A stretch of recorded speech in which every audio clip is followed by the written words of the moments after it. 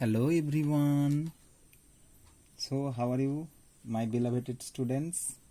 I hope everybody is fine and welcome to online class.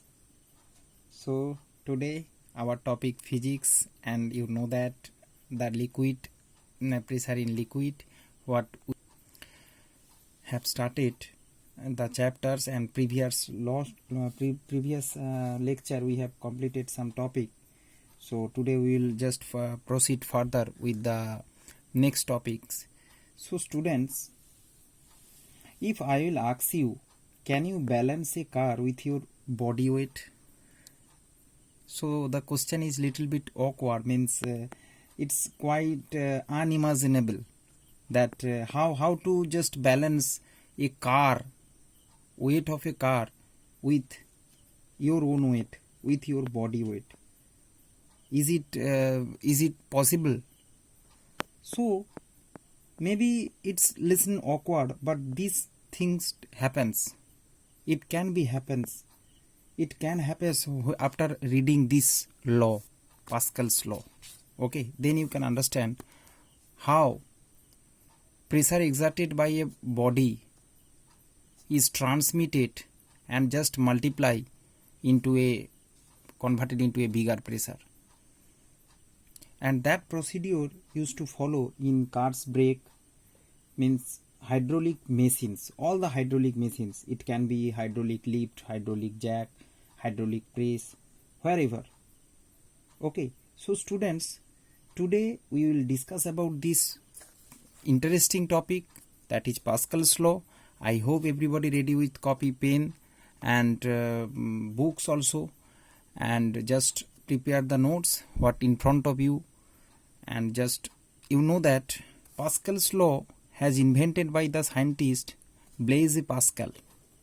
Okay, so little bit just recapitulation of the previous topic. We will first know what is fluid. You know that your topic is based on the pressure in fluid. Fluid means it can be liquids or gas. So liquid is, suppose example, water is liquid, and gas we have taken oxygen as example. It is a gas. So students, you know that liquid are almost incompressible. Almost. When you put pressure, its volume is near about constant. Okay, it will not that when you put pressure in water, the volume will get lesser. Okay, but what happened during the oxygen or during any kind of gas, they are known as compressible. Why? When you put pressure on the gas, they will squeeze into a lower space. Okay, means they will just, their volume will be less. Suppose you put air inside the balloon, when you push it, it will just squeeze into a smaller, its volume will be less because they are more compressible. Their molecule will far away, they will come closer. But in case of liquid, it not happens. It's almost incompressible. Hence, here the volume change occur, but here the volume used to constant. Here the density will increase as they are compressible.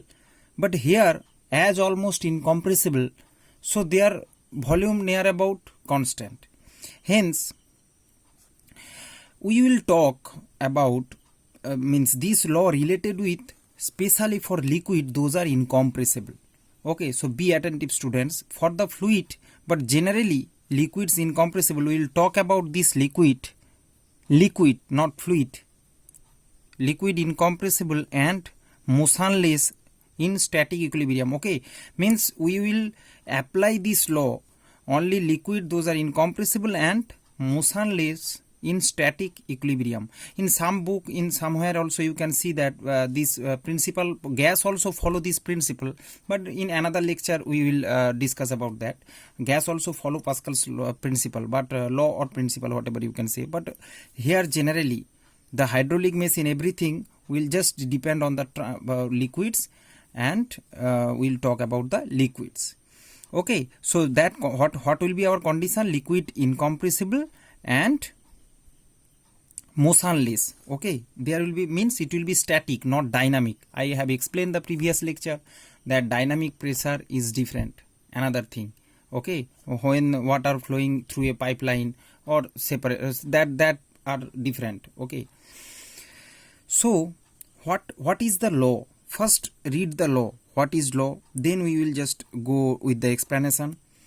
The law states that the pressure exerted anywhere in a confined liquid. Confined means you know that in a place it will just bounded. Okay, confined or bounded in a place, certain place. So exerted anywhere in a confined liquid. Okay, confined liquid or incompressible fluid. Liquid you can say incompressible fluid. Incompressible fluid. If the question will come, give an example of incompressible fluid, you will write water or liquid. Okay, hence that's why I have written confined liquid or incompressible fluid is transmitted equally and undiminished in all direction throughout the liquid. Okay, so when we put pressure anywhere in a confined liquid, it will transmitted equally and undiminished in all direction throughout the liquid. So means transmission of pressure takes place throughout the liquid is equal in each and every direction. So in your book you can check the figure 4.5. So students, here is the figure. You can see this kind of picture is there in your book. See, there is a flask containing water fitted with a piston. Okay, and there is several holes and small tube is like this up to the same height. They will just from there one tube, from here, from this below side, means from each and every corner, each and every side we just draw some tube, and when we will just put pressure from upside with the piston, what happened, we will see that the experiment will show that from each and every tube water will just spilled out and water will reaching same height.